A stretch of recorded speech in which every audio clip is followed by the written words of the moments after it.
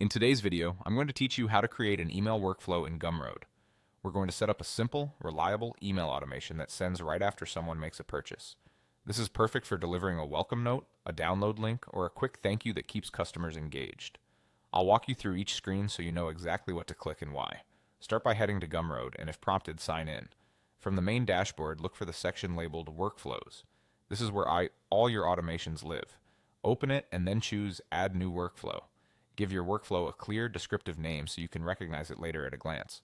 For example, include the product name and the purpose, like Course Purchase, Welcome Email. A good name makes maintenance easier as your store grows. Next, select the trigger you want. In this example, we'll use the purchase trigger. This tells Gumroad to run the workflow when a customer buys a specific product or any product you choose. Input the necessary details for your trigger, such as which product it applies to and any conditions you want. The more precise you are here, the more consistent your automation will be. When everything looks correct, click Save and Continue. Saving locks in your trigger so the workflow knows exactly when to start. Then click Create Email to add the message your customer will receive. You'll land on the email editor, where you can change the settings you want. This might include the sender name, the reply to address, or tracking options, depending on what's available in your account. Write a subject line that's short, clear, and relevant to the purchase, like, "Thanks for your purchase, here's what's next." In the body, keep it friendly and helpful.